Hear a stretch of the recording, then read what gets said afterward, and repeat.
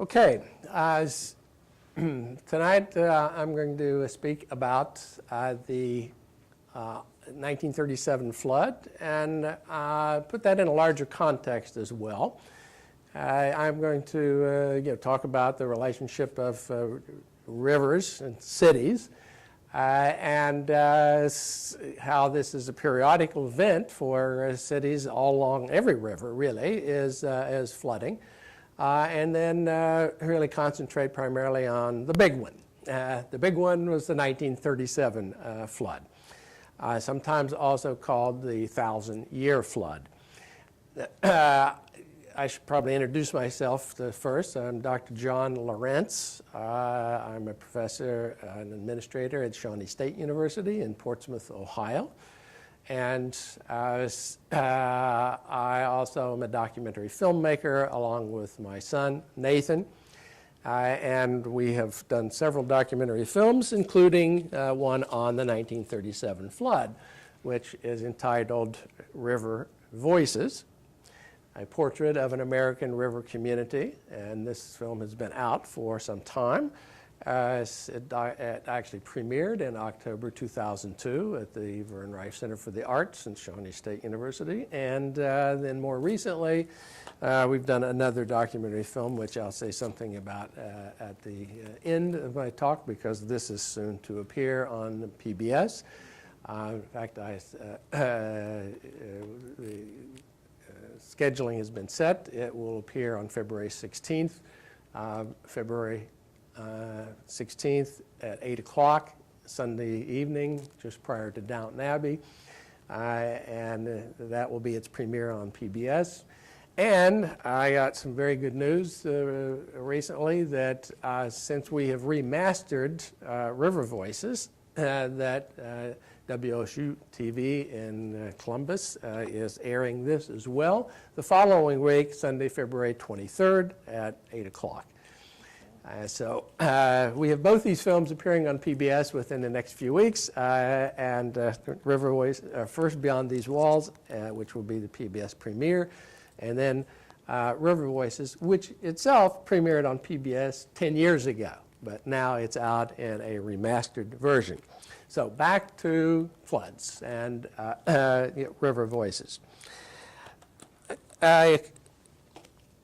I'll talk about the film later, but let me first give a little background as far as rivers and communities are concerned. Rivers are really the lifeblood of so many communities. That's the reason that communities, virtually every community along a river came into existence to begin with. Rivers were the historical communication routes, transportation routes. When people came over the Appalachians and started moving westward, where were the first settlements? Think of the first settlements in Ohio, Marietta, Ohio. And then if you look at the founding of cities along the Ohio River, you just see that there's this sort of spread of beginning with Marietta, and then Gallipolis, and then you keep going downriver and downriver, and you get Portsmouth, and all the way down to the Mississippi. So there are just dozens and dozens and dozens of communities, and it's very interesting to look at these founding dates. It's just this spread of people. Those were the roads, the communication system. So that's why the rivers were really the lifeblood of the communities, the reason that communities came into existence to begin with. But there was always a love-hate relationship between communities and rivers, because rivers periodically flooded.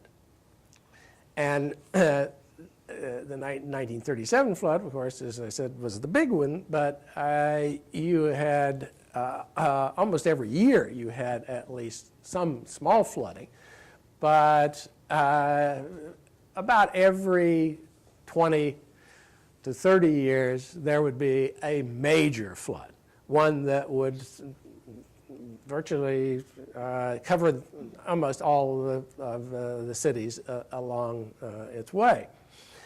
And this was true in the Ohio River. The really big floods in recorded history were 1887, 1913, 1937, of course, and actually the year before, 1936, which most people have forgotten because in 1937, but 36 was a pretty substantial flood as well.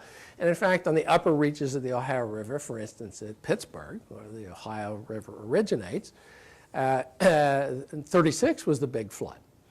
And that was true for a few communities downstream from Pittsburgh, but for every community in Ohio, and for almost the entire length of the Ohio River, which is almost 1,000 miles from Pittsburgh to Cairo, Illinois, it was 1937. Now, why?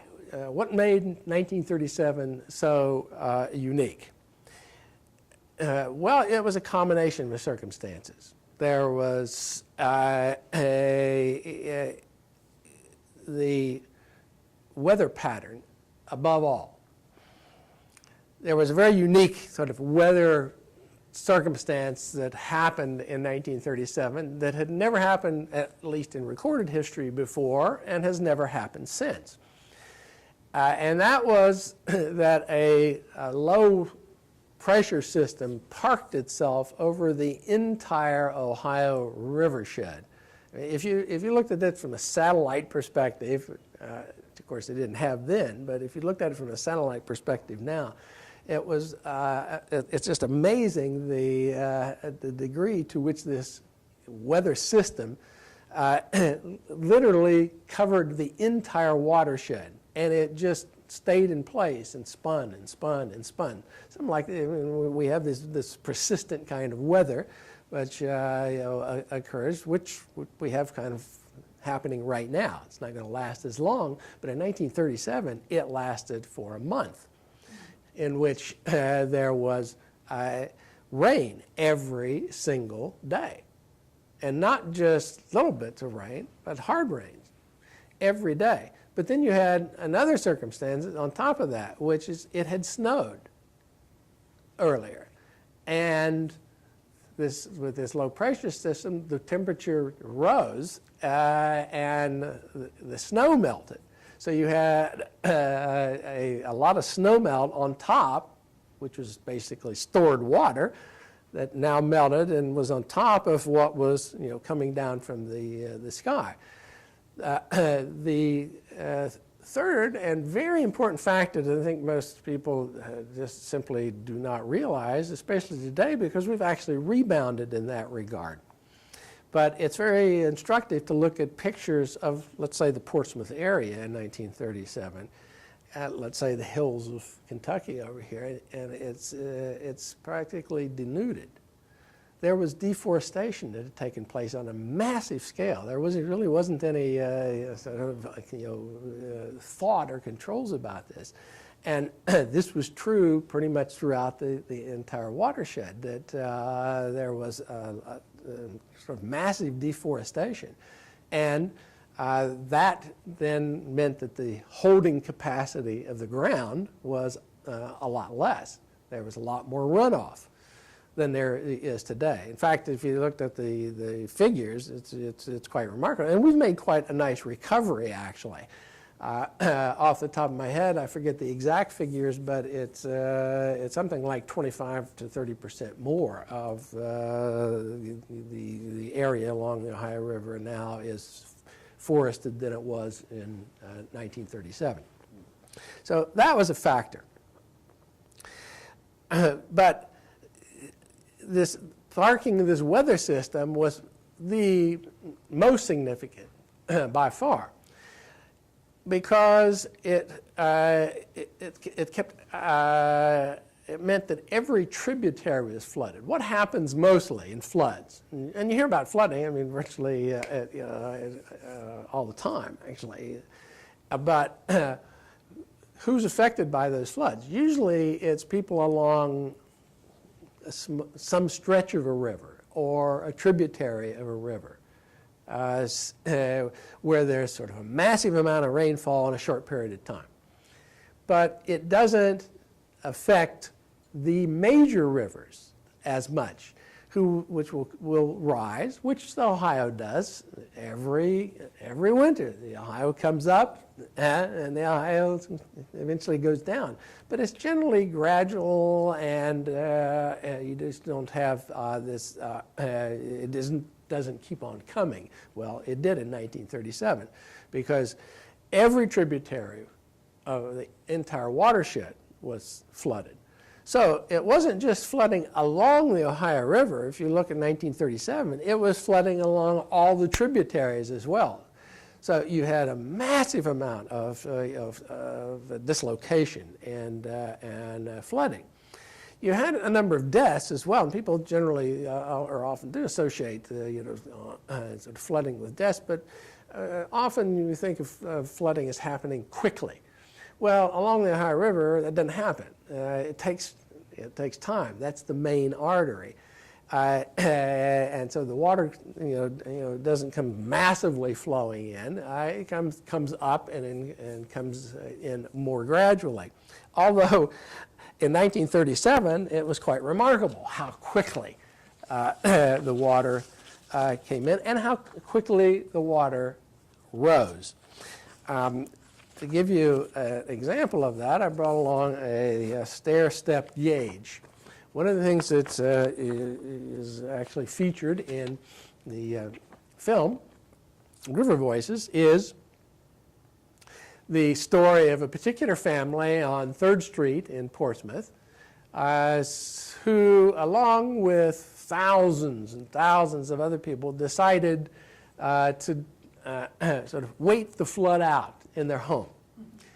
And there's a very nice story in here, and one of my favorites, by a local dentist, now retired, Dr. Bruner, who we actually recorded in this very library as an interview for River Voices, in which Dr. Bruner says, who was a young teenager really at the time, said, my mother said, we'll do just like we did in the 1913 flood. Said, we'll just take our furniture and we'll put it up on the 2nd story, and because most houses were 2-story houses, and we'll go up and we'll wait it out, and when the water goes down, we'll come down and clean the mud out and bring our furniture back downstairs. And he has this great sort of ironic statement where he sort of pauses and looks at the camera and says, well, it didn't turn out that way. Nor did it for 10,000 other people. 10,000 people in Portsmouth, Ohio, had to be rescued from their 2nd stories and their roofs because they thought, well, we'll wait it out. But the water just kept on coming. Now, of course, there was no precedent for this, because in recorded history, the water had never risen higher than the old flood wall, which you see the remnants of down here, where the flood wall sort of ends down to Alexandria Point. And you have the remnants of the old flood wall, which itself was built as a result of the 1913 flood. And the 1913 flood would not have gone over that wall. It would have been close, but it wouldn't have gone over it. And to that point in time, in recorded history, the Ohio River had never gotten that high before. That was thought to be the granddaddy of them all. That there will never be a flood that will be higher than that. Well, they were wrong. In 1937, the water just kept on coming and ended up going 12.74 feet over the lower flood wall. That, of course, is what resulted in the building by the Army Corps of Engineers of, for flood control measures, the flood wall that we have now in Portsmouth. The massive, large flood wall. And in 1937, the water would have not gone over that wall, although it would have not been that far off either. Right? It would have been approximately 2 to 3 feet below the top of the flood wall now. And one of the questions that we ask as a part of doing River Voices, and in fact this is the way we end the film, was we ask everybody that we interviewed, and incidentally the title itself, River Voices, comes from the fact that the way we did this film is that we interviewed survivors, people that went through the flood. So you're hearing their stories, you're hearing their voices. And it's not, though, talking heads. You see them for identification purposes every once in a while, but it is we match up their voices with images. And we got thousands and thousands of still pictures, as well as some home movies of the time. We were, in fact, in making this, able to find 4 home movies, which we ended up having cleaned and digitalized, and then we were able to enhance them somewhat. Because they were in not particularly good shape. Obviously, they were beginning to disintegrate after the 3/4 of a century, and but you know, we used that footage to good purpose in the film itself. But one of the questions that we asked these people that we interviewed was, "Do you think this will happen again? Can it happen again?"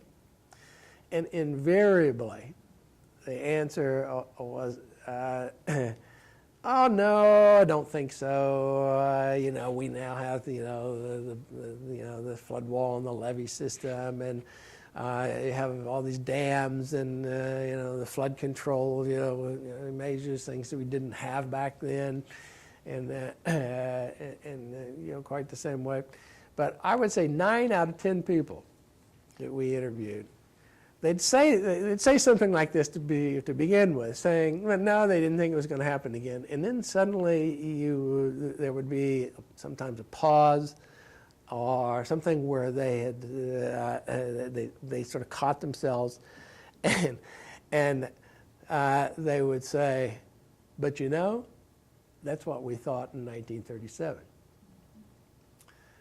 And that's the way we actually end the film with Rose Jacobs, who at the time that we interviewed her was 101 years old, in which we'd ask her that question, and she started off with the same sort of spiel. Now she didn't think so, but then she pauses and she looks right at the camera and she said, "But after all, the waters will come." And that's how we ended it, as kind of the bookend to the way the film started, which is what you see up here on the screen. And I will show you a little bit of the film to make this come more alive. But we started this with actually a quote from the Bible, from Matthew, which, "And the rain descended, and the floods came and beat upon that house, and it fell not, for it was founded upon a rock." And so we start the film off with this biblical saying, and you see rain, coming down, and then we end with this Rose Jacobs saying, "But after all, the waters will come." And but I always found it quite interesting that people think today that we're safe, but are we? We think we have control of nature, but in the end, it seems that nature wins out, and you really cannot entirely control nature. If we need a recent example of that, look at Katrina and New Orleans. no matter what measures you have taken, it can happen again. It could happen again. Now, I'd mentioned the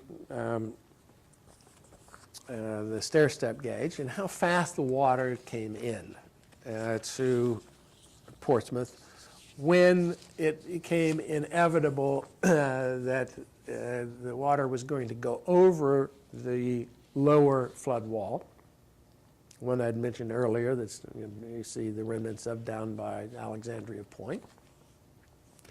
The city had decided that they were going to open the sewer valves and let the water come up into the city through the sewer system, which actually made good sense. I mean, people often sort of ask me the question, why would they do that? Well, for several reasons.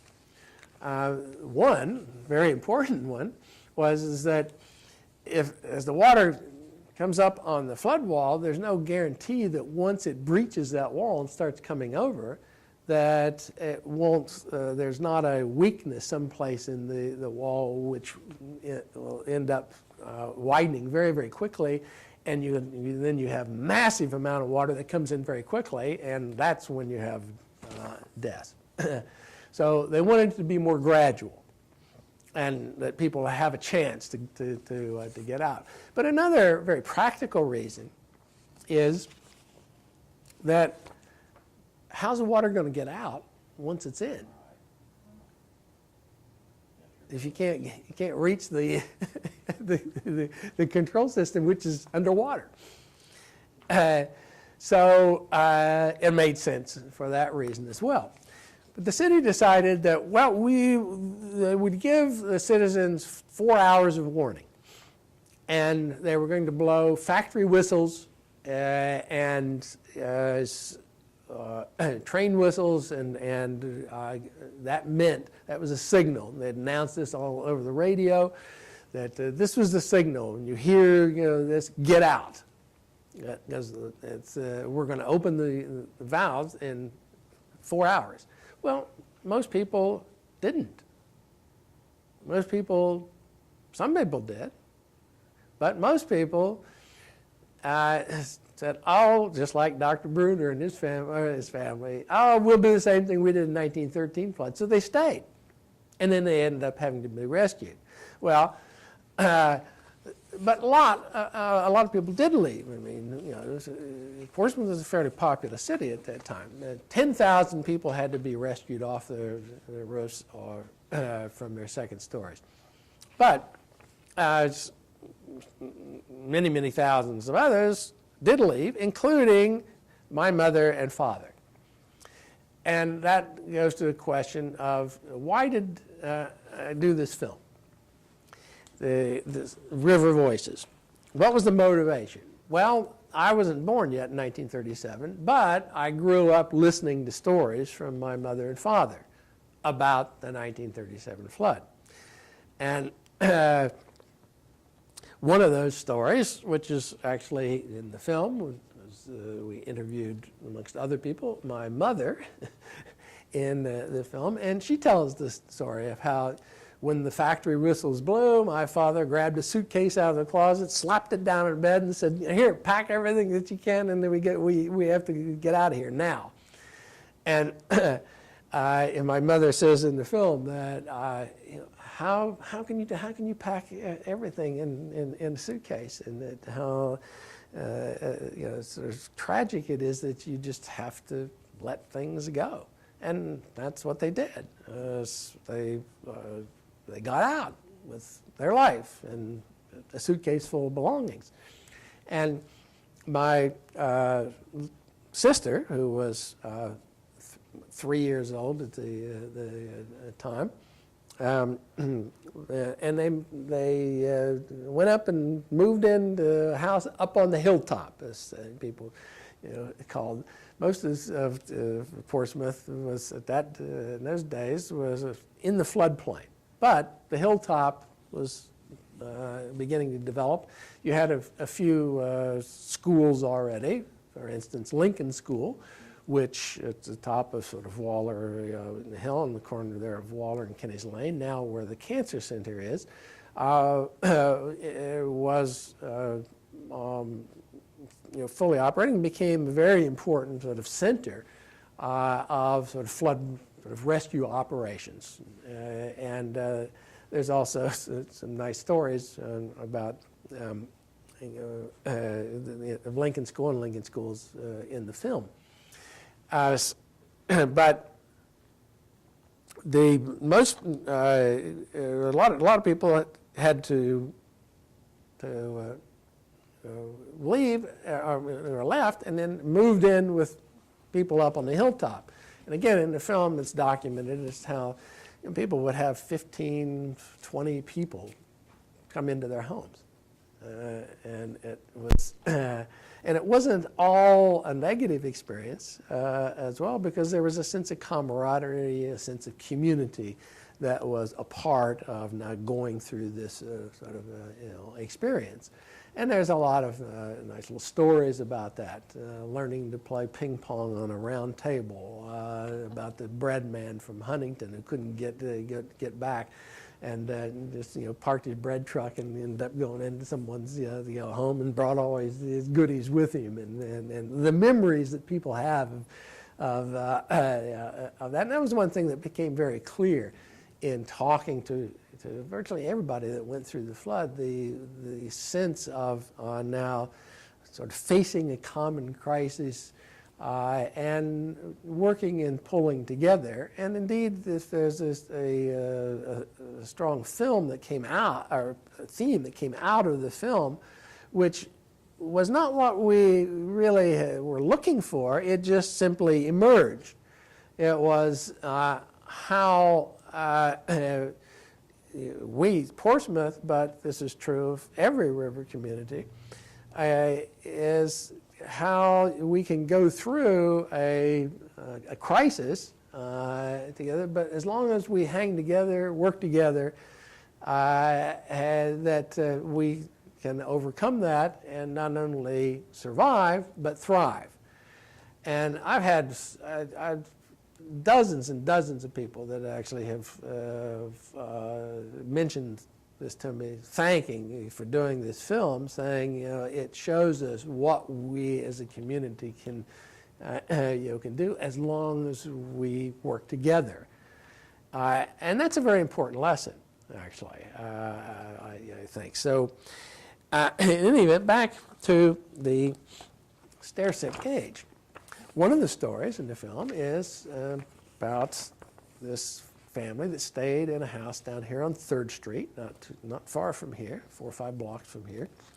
And they, there was a young man in the family, and he decided to keep a log, as he called it, of a diary in which he sort of recorded what was going on, sort of hour by hour by hour. And the family stayed in the house, and they moved upstairs. And one of the things that he did was he kept a stair-step gauge. And this is the gauge. Here's the steps of the house, and then these are the exact times, the hour and the day, at where the water level was all the way up to the 2nd story. And you can see how this actually took some time. In fact, right here is the landing, because the stairs were not straight up, but they went up and had a landing and up. And here's the landing, so that's about halfway. And you can see here, Friday, 22nd of January, 1937. 8 p.m. Here's where the water was. Saturday, next day, 23rd of January, 1937, 10 a.m. So this is, 12 hours or 14 hours. Okay, so in 14 hours, the water went from here up 2 steps. And then it just keeps going. There's Saturday, but here, look how fast it came up on Saturday. Saturday, January 23rd, 10 a.m. Here's Saturday, January 11 p.m. So that's 11 hours. So in 11 hours, it jumped 1, 2, 3 steps, and he puts here the feet level. So here's 2 feet into the house here, 4 feet into the house here from the first story. And the first story, remember, was not, and indeed, it didn't come into the house until the day after it came over the wall and up through the sewer system, because the house was up as well. And indeed, his log sort of begins where he says, "Here she comes," as the water is gushing up through the sewer system. And there's a lot of stories about it, because at first there was a tremendous amount of pressure, because remember, the water was much higher than street level at that point. It was about ready to go over the wall, and in fact it was coming up rapidly enough at that time that even though they opened the sewer system, the water came over the wall in any event. And because of the pressure differential, when they opened the sewer system, the manhole covers shot up 3-4 feet. It's just and you see, it was like a fountain as the water's coming. Then it spread out and it's going. And he talks about in his log here. Yeah, here she comes, you know. And it's rushing down the gutters, and soon it's covering the street, and you know, it kept coming up. Well, the next day it's in their house, a couple of feet up into the first floor, and then it just keeps. It's an inexorable rise day after day. Now, the water came into the city of Portsmouth actually on early in the morning of January 21st. So it came into their home on January 22nd, 2 feet up into their home by the next day. And then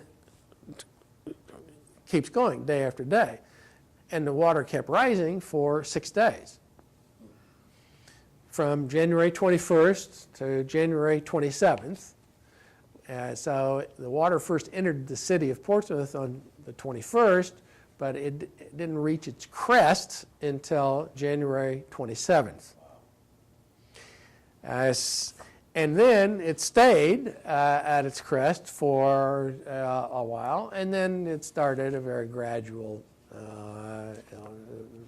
decline, but it was another 10 days before people could actually get back into their homes. So it was over 2 weeks that people were dislocated out of their homes. And then the hard task of cleaning up began. And that's an important segment in the film as well, is the aftermath and the cleanup and the tremendous amount of damage that took place. And again, there's a lot of stories about that, and some of them kind of humorous, actually. It's stories about what they did and found in the aftermath. And I remember one that sticks in my mind is how important it was to, as soon as the water got out of your business or your home, that you get in and start scrubbing and cleaning out, because if the mud hardened, then it was like, as the person we interviewed said, it was like concrete. You simply you couldn't get it out. So there was this, and again, neighbors and friends, people that lived up on the hilltop that weren't in the flood, came down, helped people out, helped businesses out. Everybody just joined together and worked together to get businesses going again, to get people back on their feet. No one felt alone. No one felt like that they needed assistance from someplace else. They did it themselves and worked together themselves. And again, to me, there's a very important lesson here for our community or any community today, because communities are constantly going through one crisis or another. and it's very easy to get down on yourself as a community. But the lessons of history here are that those that end up not just surviving but thriving are those that work together and that have a sense of community. And that certainly existed in 1937. Let me pass this out to you. So I copied this off so you can see what I'm talking about with this stair-step gauge. And the log, so you can, the log I was talking about is in the film. We used this pages of the log in the film itself and make reference to the stair-step gauge, which is a part of the log. But the entire log, we only used just excerpts of it from here and there, but the entire log is actually now a part of the remastered version of River Voices, which is out. And that has some additions and has been brought up to date, not only qualitatively, but we also sort of brought it up to date by putting a menu, by putting chapters so that you can go right to where you want to in the film, and also by putting some extras. And amongst the extras we put were still photos. We took out a number of 20-some still photos, sort of the best of the best, so to speak, and put those in high resolution, and added that on as an extra. And that means you can take it, picture and put it in. You can see it on TV, but you can also put it in your computer, and where you'll get a much higher resolution. And then manipulate it and send it or print it or do whatever you want with it.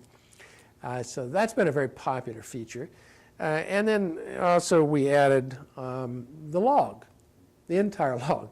So you can actually, and again, that's in high resolution, so it's easy to read. And you can see what the sort of this man's account for the entire 6-7 days of the flood while it was in their home.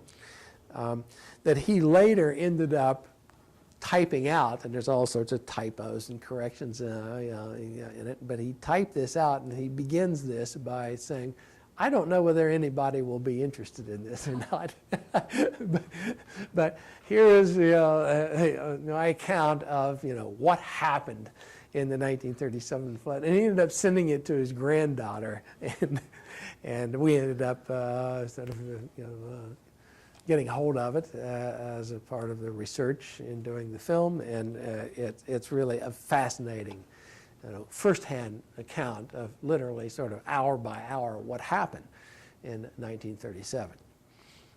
So I'm going to mention a couple of other things here, and then show just a short piece here of River Voices, and then open it up for questions. But one thing that I had mentioned the term earlier, and this is actually the title of a book now called The 1,000-Year Flood, the Ohio-Mississippi Disaster of 1937, by David Welke, who is a professor at the University of Arkansas. And this is an excellent book. This is the real sort of definitive book on the 1,000-year flood of 1937. And of course there's a section in here on Portsmouth. Now we didn't have this book when we did research on the film. This book was actually just printed several years ago, and the exact date actually is 2011. So it's a pretty new book, but it is an outstanding book, and there is a small section in here on Portsmouth, although it deals with the entire flood, all up and down the river. And I just took a quick glance at this and to see, the government was always concerned with flood control because floods happen constantly. It was a yearly happening. And it's interesting how many flood control acts there were, where there was money appropriated by Congress for flood control. And Flood Control Act of 1928, Flood Control Act 1936, Flood Control Act 1937, Flood Control Act 1938. Now, it was part of this flood control, one of these, the later flood control acts, that the flood wall, or current flood wall in Portsmouth, was built through appropriations that came through these acts. And of course, the administration of that went through the Army Corps of Engineers, which to this day actually owns the structures. The levee system, the flood walls, although they essentially lease them in perpetuity at no cost to the communities, and communities end up being responsible for maintenance, but maintenance to the standards of the Army Corps of Engineers, which is something we've gone through here recently in Portsmouth, where we've actually had to make some changes and to bring the flood defense system up to par. In fact, some of you might recall that 2 murals of our murals on the flood wall today ended up having to be erased, and they were then later redone, repainted. But the reason for that was that they had to repair some cracks in the flood wall, which was required by the Army Corps of Engineers. And this is an ongoing thing, as flood defense systems. And there's many instances where there have been kind of issues. Indeed, there was a major crisis in the city of Portsmouth after the 1937, because remember, it took a good many years, almost a decade, to build the system that we have in place now with the levees and the concrete flood walls, which is, by the way, 16 miles in length, all the way from Sciotoville, or East Portsmouth, and then up the Scioto River as well. But it was not completed in 1946, which was the next sort of major flood, which was a flood that didn't quite equal 1913, but it would have entered the city. No question about it. In fact, the flood defense system saved the city at that time, and that was the first time that they actually put up the gates which has happened very, very infrequently, although it did happen in the late 90s. And it hadn't been so long between times when it happened. They actually had a problem in the late 90s when the water was threatening to enter the city, and they hadn't put them up in so long that the sort of the expertise in how to do it had been lost. They brought in the National Guard to do this, and I remember personally actually going down and watching this and talking to the National Guardsmen who are down there wandering around trying to figure out how to put the pieces of this puzzle together. And they ended up having to call, old timers that were, retired and whatnot, have them come down to, show them how do you get this thing started. Because it's not so easy. There's a lot to it, especially getting the foundation right. And that's where they were really having troubles, and so they were really having to sort of rush things a bit because the water was coming up, and they couldn't figure out how to get the foundation in place of the barriers in the gaps through the flood wall. But in 1946, when they actually did have to correct the system was not yet complete up towards the what was the N&W, now North Fork and Southern, railroad yards. There was about a mile gap between what the New Boston steel mill area and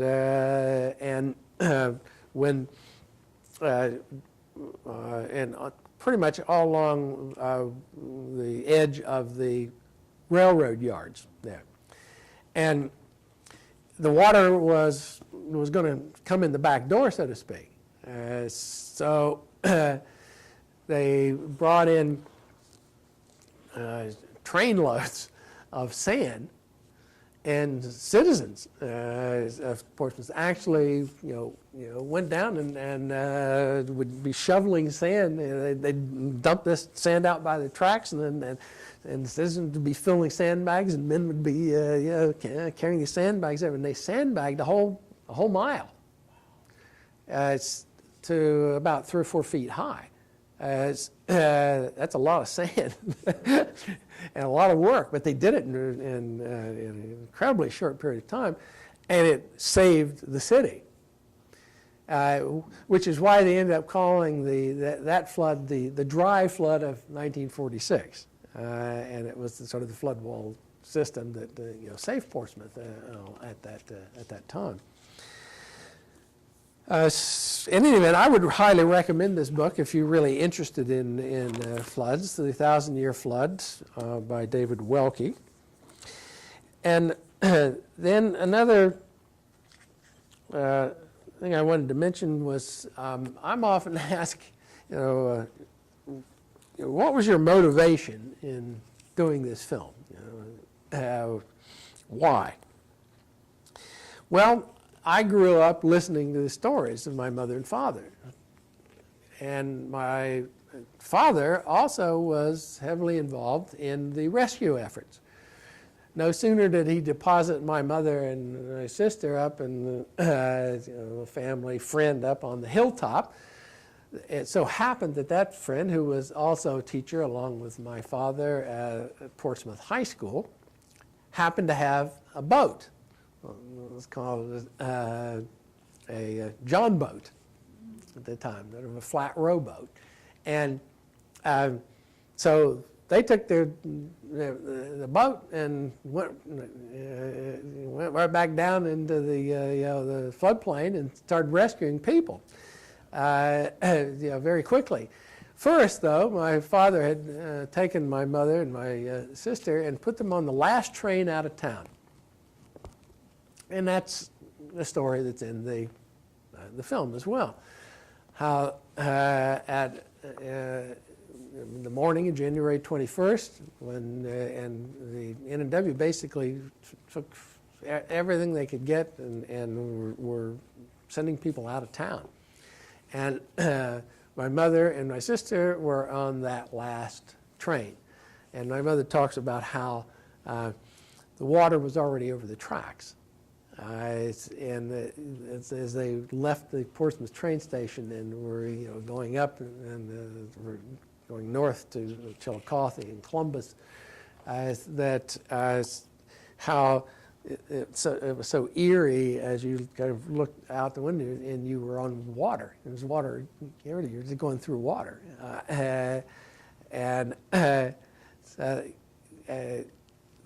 As soon as as they were with it, and then my father and the gentleman of the house where they were staying took their boat and went and started rescuing people. And so he was a part of their the early rescue efforts. And so I grew up listening to stories about the 37 flood. Not only from my mother and father, but from their contemporaries. So it was kind of just part of the household lore, so to speak.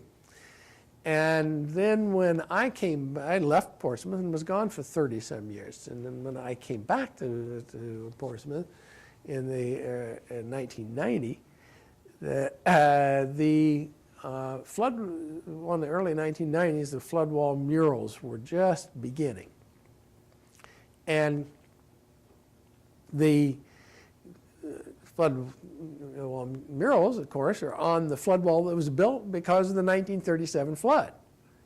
And I remember saying to myself at the time that, John, I wonder if anybody's done anything about the 1937 flood, and I started asking around, and the answer was, there's a little bit here and there's a little bit there, but no, not really. The story really hasn't been told. And I'm a historian by inclination and training and profession, so that's not my field of history.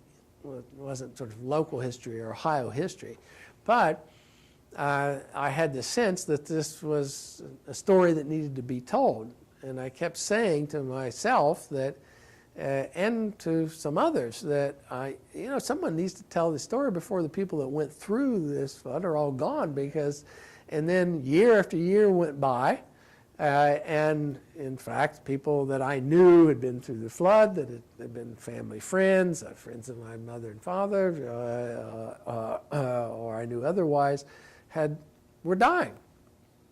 And every time I would say to myself that someone needs to tell this story. Well, almost 10 years went by, and finally I said, no, well, nobody else is going to do it. I guess I better do it. So, and that all sort of came together at a point in time which was fortuitous, because our son had just graduated with a master's degree in film and video production.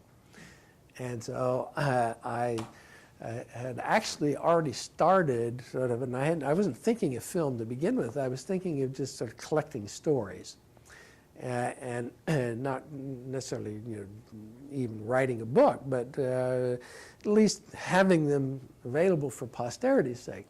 And but I said to my son, because since I was interviewing people, I thought, well, this is conducive to film. How would you like to do a film with your old man? And much to my surprise, he said, why not? And the rest is history.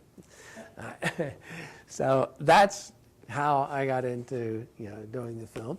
And then there's an addition to that story as well, because the same question is often asked of me, what motivated you to do the more recent film on the flood wall murals called Beyond These Walls?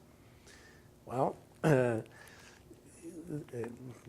murals are on the flood wall. The flood wall, of course, is a very important piece of the whole story of the 1937 flood. And so I sort of, it sort of just seemed to be a natural sort of adjunct, so to speak, of having an interest in the walls and the murals on the walls. And I spent enough time seeing how people interacted with this art on the wall that I began asking some questions early on. And in fact, this relates directly to River Voices in this sense, that one of the people we interviewed for River Voices talked about how this flood wall that was built was a concrete monstrosity. And that term just kept always stuck in my mind, that yes, it really was a concrete monstrosity. And then I started thinking about other aspects of this. And this is how it sort of came full circle, going back to, in a sense, rivers and river voices. Remember, I started by saying that the rivers are the reason these communities came into existence. It was their lifeblood, their reason for existence, really. And communities thrived commercially and otherwise because they were, along rivers. And one of the things that happened in Portsmouth, and in my opinion, and this is again not just a Portsmouth story, but Portsmouth is a prime example of it, partially because of the height of the walls and the levee system in Portsmouth, just given the nature of the topography in this area. But when the current flood wall defense system was built, it occurred to me that this really cut the city off from its very roots, the river. That this concrete monstrosity, in a sense, was literally shut the people of the city of Portsmouth away from what was their soul, our soul as a community, the Ohio River. And indeed, what did you see occur after 37? Well, a big impetus, of course, was that people wanted to get out of the floodplain, and you had this tremendous growth of the hilltop as a result. But at the same token, you also had a movement of the commercial center of Portsmouth. That whereas you had down by in the Boneyfiddle area, which had been, of course, the origins of the commercial center of Portsmouth, that which was already in decline because there was already had been a move to Chillicothe Street, but that quickened. And what you had was the an utter decline of the Boneyfiddle area. And indeed, as I'm sure most of you would recall, was that before the floodwall murals, that area of the city was really the dregs. Who went to Boneyfiddle, and for what reason, and why? And what did you have on the flood wall? All up and down the flood wall, many places. You had graffiti. And it really wasn't, that savory an area to think, you didn't want to spend any time in that area. But look at it now. So I began putting these pieces together and came up with this question. And that was the question that ended up leading to the production of Beyond These Walls. And that question started more than a decade ago. It started actually as we had sort of were finishing up River Voices, and that sort of premiered, remember now, in 1992. So, 2002. So it was 14, 15 years ago that sort of the thought sort of first entered my mind. But it was after River Voices and the popularity of River Voices that I started thinking about this a little more specifically and came up with the question.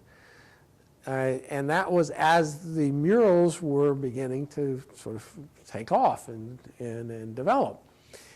And the question was, does public art have a role to play in developing a sense of community? And it was from that question that this film emerged. So, and it's not by accident that the title of the film is Beyond These Walls, or that the subtitle is Building Community Through Public Art. Because in a sense it was answering that sort of question that so we ended up sort of doing this film. And obviously our sense was that indeed it does. It has a significant role to play.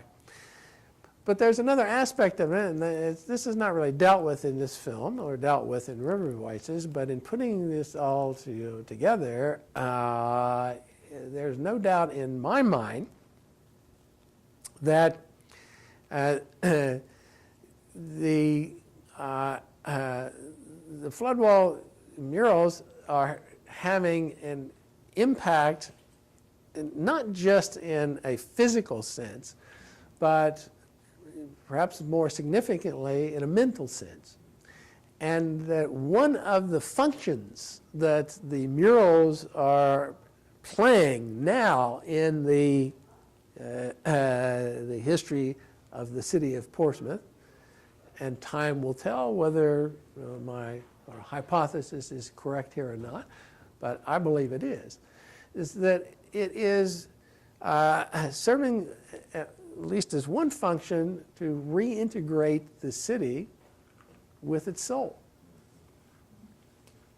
with the river. And to take that a step further, I would anticipate that what you will find, and you're already beginning to find this in terms of the economic revival of the Boney Fiddle area. Look at Boney Fiddle now compared to 10 years ago. What do you have there now? You have the Market Street Cafe, you have the Welcome Center, you have the Boney Fiddle Arts Center, you have the yogurt shop. You have a number of small businesses relating to antiques or for a tourist trade. It's now a destination, a place to go. It's attracting people not only from Portsmouth but from outside of Portsmouth. It's actually become a tourist destination. That's bringing some economic activity. I think that will simply continue. It takes time, but there'll be sort of momentum. The momentum is moving in the right direction now. You couldn't have said that 10, 15 years ago. And that's a result of the murals.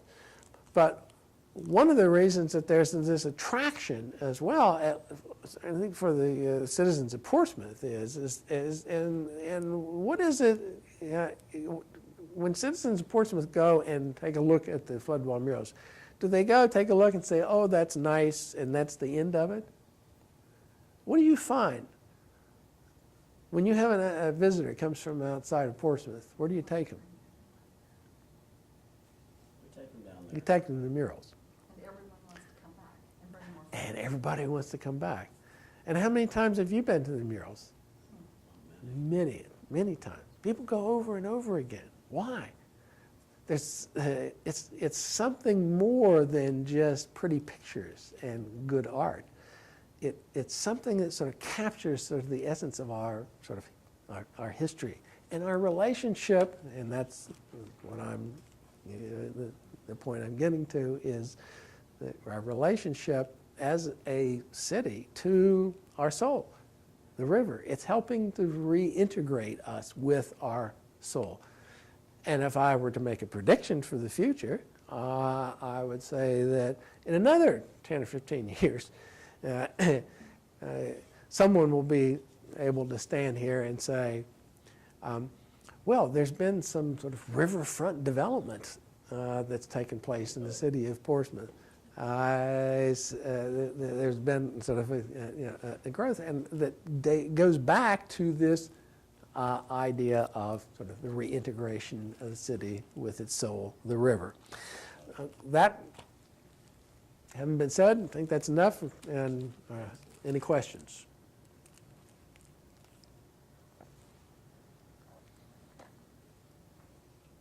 Where did you originally get your funding to do this? Good. For River Voices? Yes. Okay. I mean, you said originally you weren't planning to film, you were planning to just record the stories. Correct. But once you decided you were going to be filming, how did you finance this? Good question. A vital question. Because this doesn't come cheaply. So, at first, we just self-funded, but it became clear as this started to grow that we needed some help. So I applied for a grant through the Ohio Humanities Council, and I ended up getting a planning grant. And it was very little, really. I mean, but it was an important step. It allowed us to now put more into this. And the idea is that you get a planning grant that will, and then you can put together a full proposal for a production grant. Well, getting production grants for film is extremely difficult. And especially it was the Ohio Humanities Council. In fact, they told me in no uncertain terms that your chances now of taking this and getting a production grant of it are infinitesimal. They said we give very few of these, and they said for very good reason that their experience was that they rarely got finished. They really ended up in a production, right?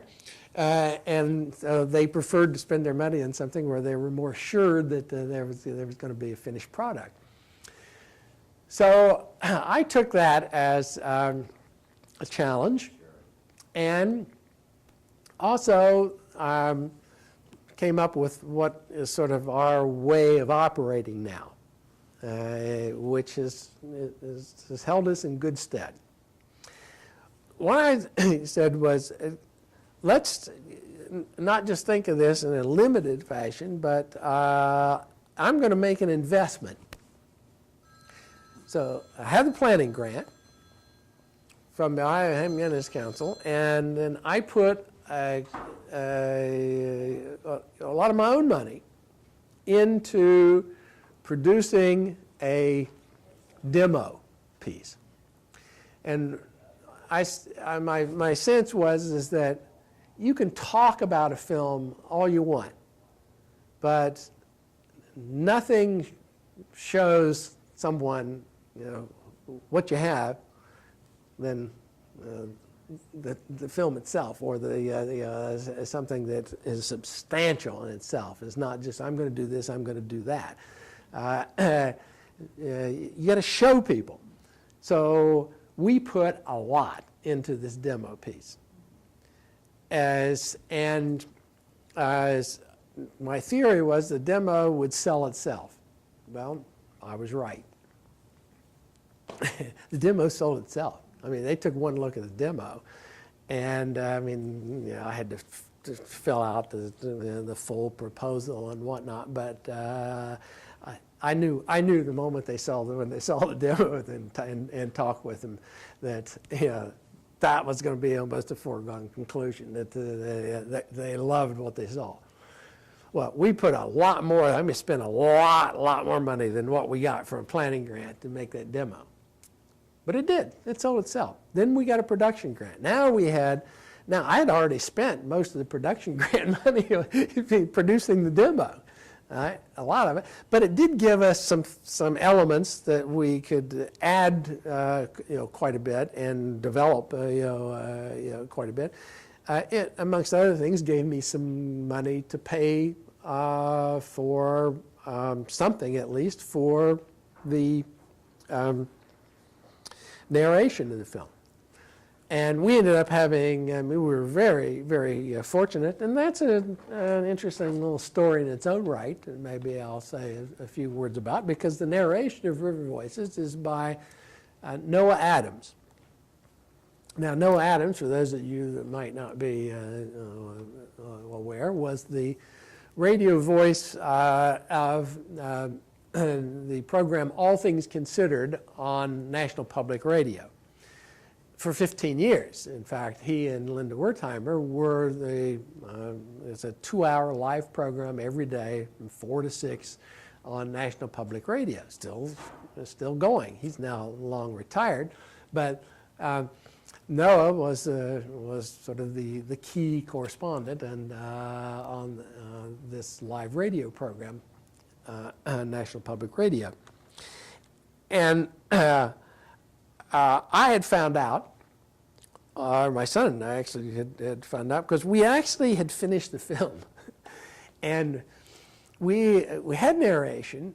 We'd actually put an ad in the Washington Post asking people to send us a little demo piece, or come and have us record something for narration, and we got someone who actually did a pretty decent job, and it was okay, but it wasn't fantastic. It wasn't great. It wasn't. I mean, and we really wanted something more, but that's all we could afford. So we were getting. It was pretty much now done in its rough form, and I remember my son and I talking and saying, "Well, it's kind of like it would be the weakest." We felt the weakest part of it was the narration. And as I remember, I think it was, my son said, "Gee, wouldn't it be great if we could get a real sort of booming, radio voice, someone, and he, named off a few, few people." But both he and I listened at the time to All Things Considered on occasion, and one of the names he mentioned was Noah Adams, and then he said, "Well, let's take a look," and he pulled up his computer and went to the National Public Radio website and pulled up the bios, and much to our shock, we had no idea. Much to our shock, it turns out that Noah Adams was born and raised in Ashland, Kentucky, just upriver. And his first radio job was in WIRO in Ironton. And I remember saying to my son, well, look, anybody that has that kind of background has to have a soul connection to the river. So I said, how can we get in touch with him? Well, my son lives in Washington, D.C., and a friend of his actually had some kind of technical job in National Public Radio in D.C. So he calls this friend of his and said, can you make an arrangement for us to somehow, get in touch with Noah Adams? And the friend said, well, he was on kind of a different side, and he didn't know Noah and didn't know exactly how to do this, but he said, let me do this. He said, I'll set up a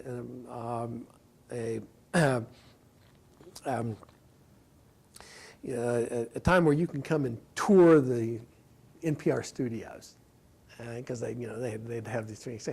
And I'll set it up so that your tour is just prior to All Things Considered, and we will sort of end the tour when Noah is present, there in the studio. And I said, oh, okay, that's great. So that's what happened. Well, what ended up happening is that's what we did, and but the tour was a little bit delayed, and we were a little bit, they were just ready to go on the set, and so the person was going to introduce him to him, and he was he just had to get on the set. But Noah said, well, why don't you just sit in, and we can chat afterwards. So we ended up going into the engineer studio and putting on the headset and sat through the whole 2-hour session of All Things Considered, and it was fascinating because we were in the engineer studio and had everything. We heard not only what was coming on the radio, but everything whenever they were playing a bit of music, or there was a break of some sort. Well, he and Linda Wertheimer were talking with one another, and these runners coming in with the latest news thing that they had to get in there. And it was really fascinating because you got to really see that this is a live program and how live program actually went and how they made adjustments along with it. It wasn't scripted at all. And so it was truly fascinating. Well, at the end of this, the program ended, and we were going off, and so we were walking off along with Noah and Linda Wertheimer, and I had the rough cut of this, and I said to Noah, "Well, I you're from, I saw you were from Ashland, and your first radio job was in Ireland." I said, "Well, we've done this this film on the High River Flood in 1937, and I pulled the rough out, and I as I was saying this, I handed this to him and said, we've done this film, and we'd like to invite you to narrate it." And I never forget the look on his face. There was this sort of, suddenly, but I mean, there he was. He had it in his hand. I mean, so, and he said, "Well, thank you." And he had a bag with him, and he stuck it to in his bag, and he said, "I'll take a look at it," and.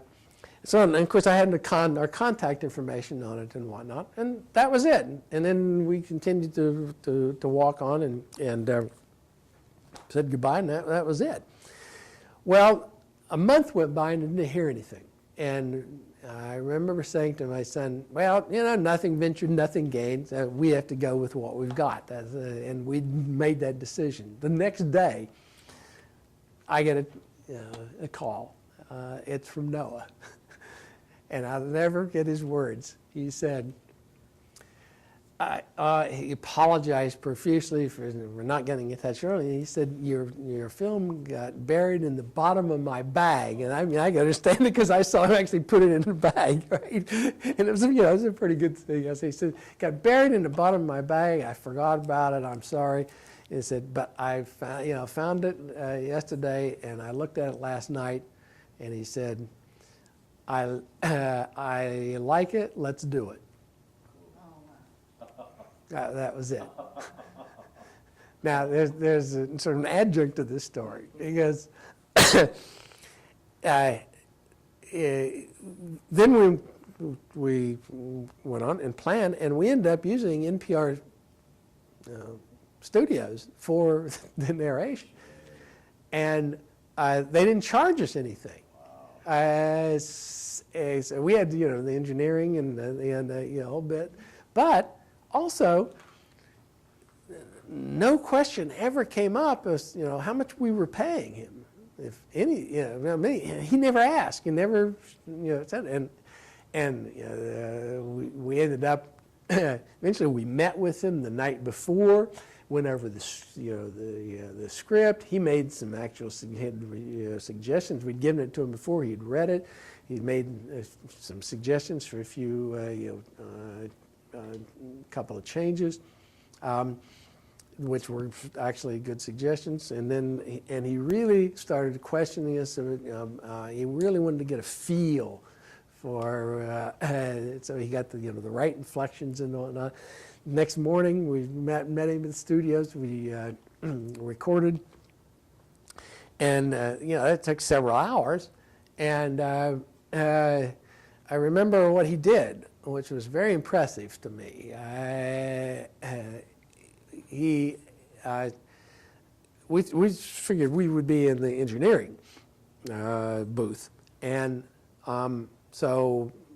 Everything was set up, and there was an engineer, and there was Noah and Mike's, and I was getting ready, and we were both getting ready to go into his room, and Noah said, "No, I want Nathan to stay here, and I want him to sit across from me." And there's a table, and he said, "I want him to sit across from me," and I said, "Well, why?" I mean, because you won't be able to sort of talk with him, and he said, you're going to hear in the studio exactly what's recorded, but I want to see Nathan's reaction to see if I'm doing this right or not. See if I'm getting exactly the nuance, the feel that you want. And sure enough, there were 4 or 5 times where Noah would stop, and then he'd say to the engineer, "Okay, make a notation at this point in time. We're going to do several tracks here. I'm not getting it right, so I want to do it again. I want to do this piece again and this section again." So the engineer would make a notation, and so they could cut. And then he sometimes would. Sometimes it would be just a small nuance actually with the voice inflection, rising or lowering your voice at a certain point in time. It was amazing. I mean, how much he put into this, right? But I think it came out terrific. I mean, it added a lot. We got truly professional sort of narration on this, and to finish the story was after the words I was thinking is that well, the work is done now. I mean, but we never discussed any compensation. And I didn't have much in any event, so, and I didn't know how to handle this this time. And so Noah said, "Well, would you like to go out to lunch?" It was lunchtime, and he said, "There's a sandwich shop nearby," and they said, "And my wife is close by. I'll call her and have her join us if you want. Let's we'll go have a sandwich together." I said, "Fine." So we go to the sandwich shop, and we end up buying his lunch, right? But I'm sitting there not really enjoying my sandwich much because I'm thinking, well, Colin, how am I going to broach this this subject? Well, we had a really pleasant lunch, and a wonderful time with his wife, who was also a producer, radio broadcast producer, and had worked on a program that was done by National Public Radio station in Chicago called "If I Live to Be 100." And she had gone around the country and interviewed people that were over 100 years old and got their stories, and then put together a radio series of this. Well, that eventually ended up in a book. She sent me the copy of the book in libraries, and that's the title of the book, "If I Live to Be 100" by Nina Ellis is her name. She kept her maiden name. And so we had a really pleasant lunch, and then we were parting, and standing, and I finally said to Noah, "Well, we want to pay you something for your services here, and what is an appropriate sort of amount?" Hoping that I wasn't it wasn't going to come out to something that I basically going to have to sell my house for. So and I'll never forget what Noah said. It goes back to what he said at first was, "I like it, let's do it." He said, "I didn't do this for compensation. He said, I did it because I believe in it. What you've done is a great service here. It tells the story in a wonderful way, and I'm just happy to be a part of it." And I said, "Well, we want to pay you something." And he said, "Well," he said, "whatever you want to give me is fine." He says, "It's simply icing on the cake." He says, "The cake is yours. Do with it whatever you will." So I came up with a figure that I played around with what budget I had and had put something together, and it was just a pittance, really, for what we got. But I threw that figure out. I said, "Well, that's how much I've got in a budget." And he said, "That's fine." He says, "I was looking to get a new camera, and anyways, that'll let me get a camera." So there's the price of a camera. He did the narration for us. And I've never forgotten that. It was such a wonderful gesture on his part. So another of the stories. I've got stories that go on and on. I will say one other thing, because I'm asked this. I'm surprised at how many people have actually asked this. I got asked this even a week ago. Are you any relation to Par Lorentz? Or Pear? I'm not sure how you pronounce it. Have any of you ever heard of Pear Lorentz? Well, this is a book about Pear, P-A-R-E, Lorentz, same last name. It turns out, no, I'm not in any relationship to Pear Lorentz. But there's a whole book written about Pear Lorentz and the documentary film. And the reason I'm asked a question in relation to River Voices is that Pear Lorentz did a documentary film, a major feature-length film that appeared in movie theaters throughout the country back in the early 1930s, so before the 37 flood, that was on the Mississippi flood wall system or levee system, and did a documentary as well on the Dust Bowl, which he's perhaps the best known. And then he ended up doing a film called The River.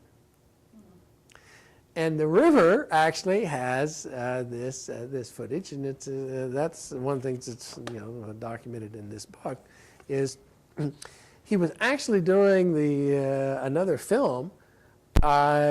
He was actually hired by the U.S. Department of Agriculture, I believe it was, and was kind of on their staff as a documentarian, which is one of the reasons they did the Dust Bowl and they did the Mississippi flood wall or flood levee system, and. He had sent his film crew, they just finished filming. He'd sent his film crew home. He was in New Orleans. His film crew had departed and left for home. When news came, remember he didn't have instant news in those days, of this flood that was just taking place on the Ohio River. Yeah, and he understood immediately that there was an important story here, so he actually called his film crew and said, "Meet me in St. Louis," and then called his bosses in the government and said, "I need some funding and some means of getting on the river to sort of document this flood." Well, it turned out there's a lot of details to this, but it turned out he ended up getting, and he and his crew ended up getting on a barge that the Army Corps of Engineers was running up the river from Cairo, Illinois. And the barge was for the purpose of film crews from Hollywood, as well as some international. There was an English crew, for instance, and this appeared on British television. You might remember in the old days that when you went to the movie theater, what did you see before the movie? You saw a cartoon and newsreels, United Artists in particular. But there were several different companies that were producing these newsreels for mainstream movie theaters throughout the country. And United Artists was one of them. And that was the purpose of this barge, was all these commercial places, which were actually paying money to do this. It was a commercial thing. And in fact, he got booted off the barge because there were too many. He had to really pull some strings, and there's a lot of interesting kind of details of that in this, how he eventually kind of wormed his way back on the on the boat and the barge, and then filmed this as the barge went upstream. Now, the barge actually went all the way up from Cairo, Illinois to Ironton. Wow. So it came to Portsmouth. The problem was, for Portsmouth is that they ran out of film. Oh. So there's nothing on Portsmouth. Nothing from actually Cincinnati on up. The last footage that they got was from Cincinnati. And the biggest piece of footage of all is on Louisville. And indeed, there's been a film done, and there's some really fantastic sort of film footage from United Artists on the whole situation in 1937 in Louisville. In any event, Parr was one of these early documentarians, and made a whole career out of sort of documentary films. And ended up having this book published about him, sort of a biography about Parr Lorentz and the documentary film, but no relationship. And I didn't even know about this until after we had done River Voices, when someone asked me that question, and then I had to run and find out who in the world who Parr Lorentz was, and ended up sort of discovering a whole new sort of avenue here. But I've always thought it was so ironic. By the way, there's a lot of great pictures in this book as well. But I thought it was ironic that Parr Lorentz did a film called The River on the 37 flood, and my son and I end up doing River Voices on the 1937 flood. So with that, I've said more than enough. And any other questions, thoughts? Comment, please. My grandfather. Here, you need to. My grandfather's name was John Neff. Mm-hmm. He was friends with the Fish family, Jack's Yeah. and Barton's Right. parents. Uh-huh. Right. The Pickway Shoe Mart, there's a building there now, but it was their home. They lived on the second floor of the two-story house that was the Pickway Shoe store. And he was involved with the rescue. He said that they actually went and picked them up on the porch roof of the old Pickway Shoe Store building. That's where they lived, on Guy Street, close to where the Jim Dandy is. Yes. There now. So when you said your dad went right to the rescue, I thought of my grandfather when he said that he was involved in that too. He would have been about 20 years old at that time. So it was, like you said, joint effort, community effort. And Yeah, it's a good example again of what I was talking about, how everybody just pitched in and did whatever they needed to do to help each other out. And it started with the rescue. So, any other? Okay, with that, I'll at least show you the intro piece, which is just about 4 minutes or so, since we already have it queued up, of River Voices.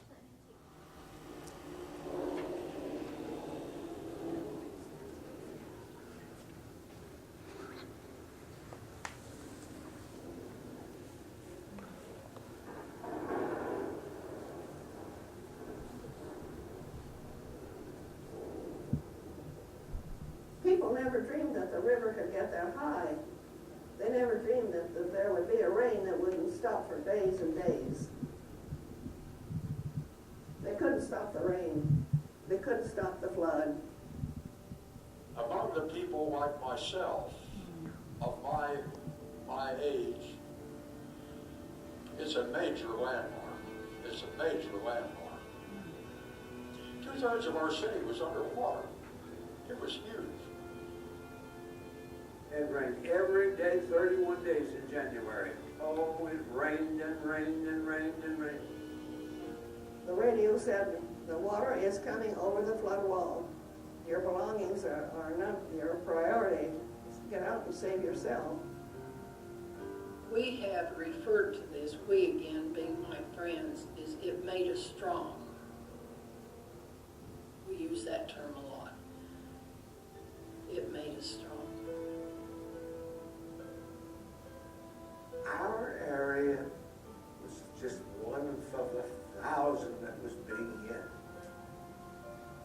Well, it affected the whole family and the whole town and my father's business, and you know, it was a total loss for many people.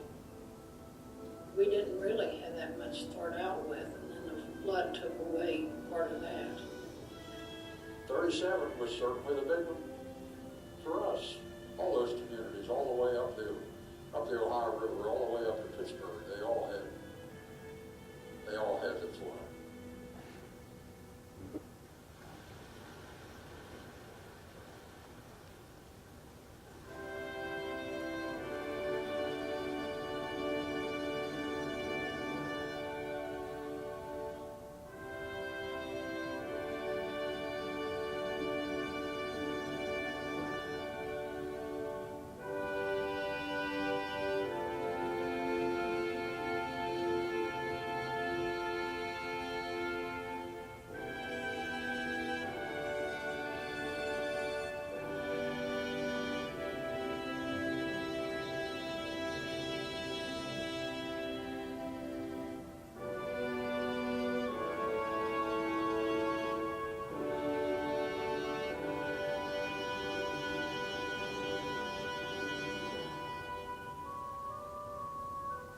The Ohio River begins its journey in Pittsburgh, Pennsylvania, and flows for nearly 1,000 miles until it joins the Mississippi in southern Illinois. The river drains an area of 204,000 square miles and is relied upon to provide drinking water, hydroelectric power, and transportation for millions of people.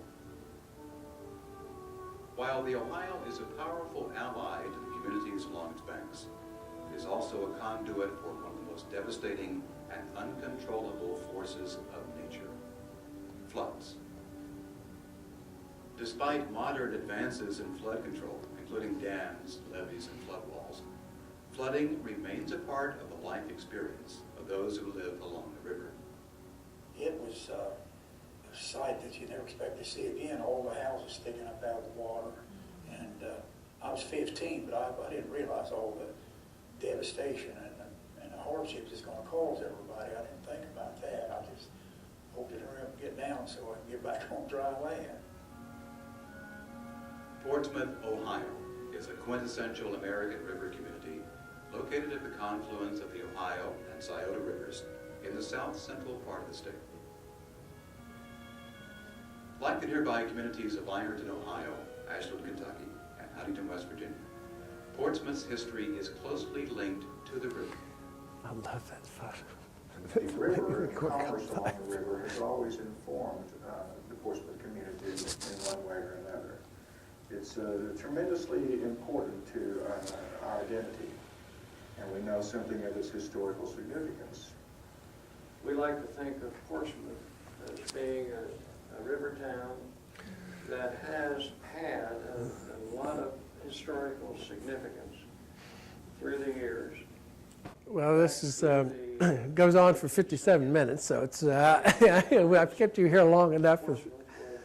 But this gives you a flavor, at least, and you'll be able to either see it yourself on DVD if you prefer, or it again will be on PBS, on WOSU TV on February 23rd at 8 o'clock.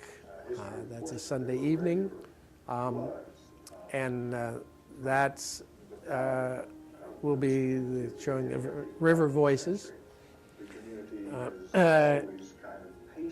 That the earlier picture you just saw there was one of the 1887 flood, or the 1913 flood. In response to the flood of 1913, the Army Corps of Engineers. And then let me remind you as well of the PBS showing of Beyond These Walls on the Portsmouth Flood Wall Murals, which is to air on WOSU TV, PBS at 8 o'clock Sunday evening, February 16th. So